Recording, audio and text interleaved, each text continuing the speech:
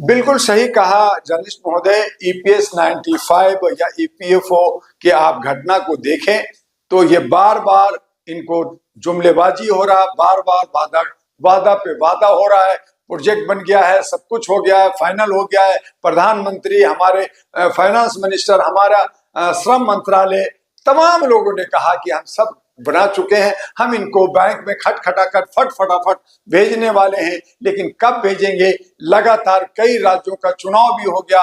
उम्मीद थी, आशा थी कि ये चुनाव के बाद, ये चुनाव के पहले ही ये सब समस्या हल हो जाएगा।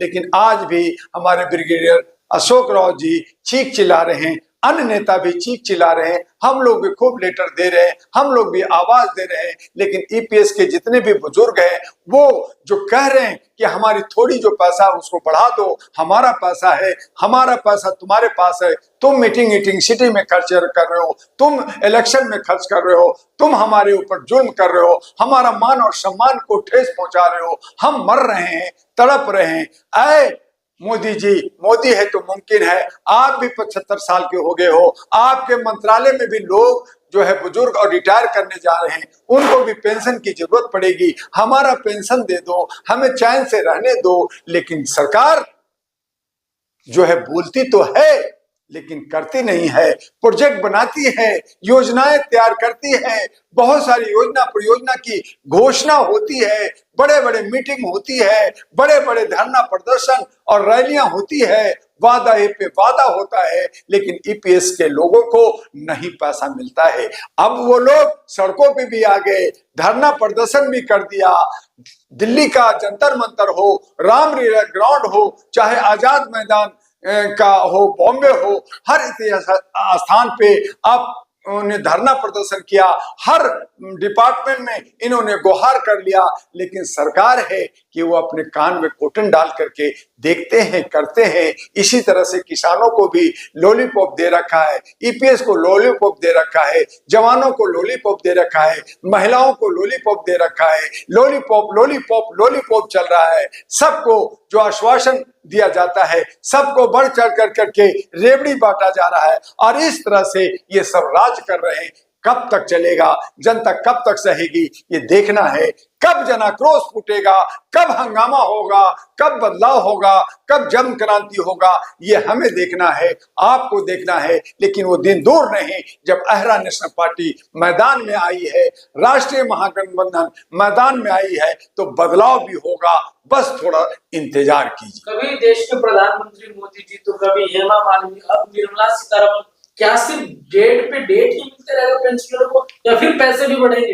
ये लोग रिटायर करने वाले लोग हैं, ये लोग ये लगा रखा है कि भाई हम तो जा रहे हैं, अब आएगा तो देखेगा। तो ये सब इसी तरह से मौज मस्ती में कर रहे हैं, ये करना नहीं चाहते, इनकी इच्छा शक्ति नहीं है। ये सब एक तरह से डेड हो गए हैं, और डेड बॉडी का अगर नाखून भी बढ़ जाता है तो नाखून हम लोग काटते हैं, बाल बढ़ जाता है तो बाल हम लोग काटते हैं।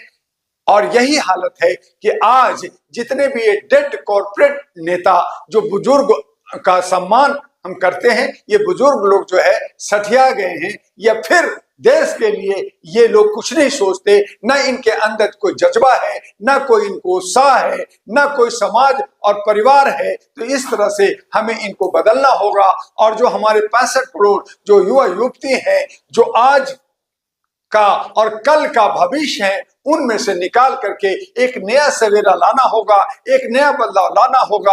और दिल्ली के अंदर जो ये 3 पार्टियां हैं, इनको बाहर कर करके नए लोगों को लाना होगा। इसी तरह से बिहार और अन्य राज्यों में लाना होगा। और हो सकता है कि मध्यावधि चुनाव भी लोकसभा का हो जाए, उनमें भी इन तमाम लोगों को बाहर कर करके अहरा नेशनल पार्टी इन्वेलप को और राष्ट्रीय महागठबंधन को एस्टेब्लिश करना होगा। तभी हमारी मानवता, तभी हमारी इंसानियत, ह्यूमैनिटी और लोकतंत्र बचेगा, हमारा संविधान बचेगा।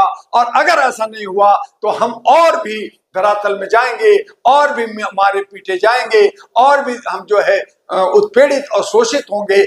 आइए एक नया सवेरा बनाइए, भारत को विकसित कीजिए, भारत को सुंदर बनाइए, भारत को सोने की चिड़िया था उसको फिर से कायम कीजिए और हम सब मिल करके एक साथ सामाजिक सौहार्द के साथ और जिसकी जितना हिस्सा उसी उतनी भागीदारी उतनी हिस्सेदारी उस सबको देते हुए हम गले से गले मिल करके भारत के अंदर रहे। और खास करके भारत की राजधानी दिल्ली जो विधानसभा हो रहा है, जहां पे बुजुर्गों का ईपीएस 95 का और तमाम लोगों का जो अपमान हो रहा है उनको पूरा करें। आहरा नेशनल पार्टी जब सत्ता में आएगी तो ईपीएस 95 को समस्याओं को सबसे पहले पूरा करेगी। हमने कमांडो और जो मार्शल हैं, हम जो ड्राइवर हैं, हम जो सफाई वाले हैं और हमारे मजदूर हैं, उनके हक अधिकार का सबसे पहला समस्या का समाधान होगा। उसके बाद तमाम कर्मबद्ध से हर समस्या का समाधान सिंगल विंडो से आहरा नेशनल पार्टी करेगी। राहुल गांधी अपने हाथ में संविधान की कॉपी लेकर चलते कहते हैं कि मैं लोकतंत्र बचाने चल रहा हूं, तो क्या राहुल गांधी की जिम्मेवारी नहीं बनती कि बुजुर्गों की जान बचाए? जर्नलिस्ट महोदय, राहुल गांधी विरासत में राजतंत्र से आए हुए नेता हैं, जमीन से जुड़े हुए नेता नहीं है।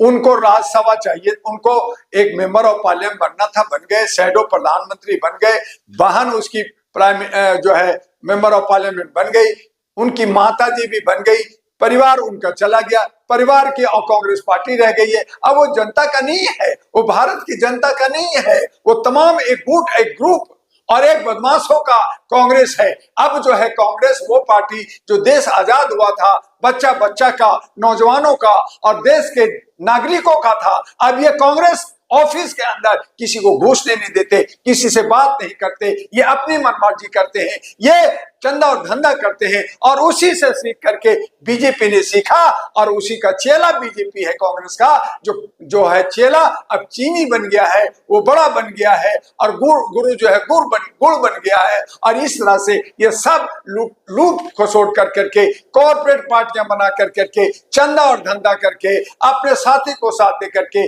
देश के सारा आर्थिक स्थिति को खराब कर रखा है, गरीब बना रखा है, सबको लोन और जो है उधारी में डाल रखा है। और इस तरह से हमारे नौजवान लोग भी जो है बेरोजगार हैं, महंगाई दिनों दिन बढ़ती जा रही है, डॉलर का कीमत बढ़ता जा रहा है, जैसे जैसे डॉलर बढ़ेगी रुपया टूटेगा, हमारी महंगाई बढ़ेगी, हमारा जो कमर टूटेगा और ये सब ये लोग खेला खेल रहे हैं। इसीलिए डॉक्टर दुआ का कहना है आपके चैनल से, आपके वीडियो से कि ऐ मेरे जनता, इन तमाम कॉर्पोरेट को बाहर करो और नए जनरेशन के बच्चे को, चाहे वो इंडिपेंडेंट तरीके से आए, चाहे छोटी पार्टी की तरह से आए, जैसे भी आए, लेकिन आप इन पुराने को किसी को भी एक भी वोट मत दो, इनको बाहर करो और आहरा नेशनल पार्टी इन्वेलप और राष्ट्रीय महागठबंधन के साथ चलो।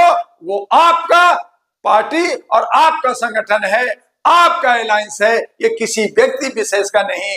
इसके अंदर सबकी साझेदारी, सबकी भागीदारी होगी, जबकि कॉर्पोरेट जो है अपना बपौती, अपना परिवार का और अपने एक गुट का पार्टी बना रखा है, उससे सावधान रहने की आज जरूरत आन पड़ी है।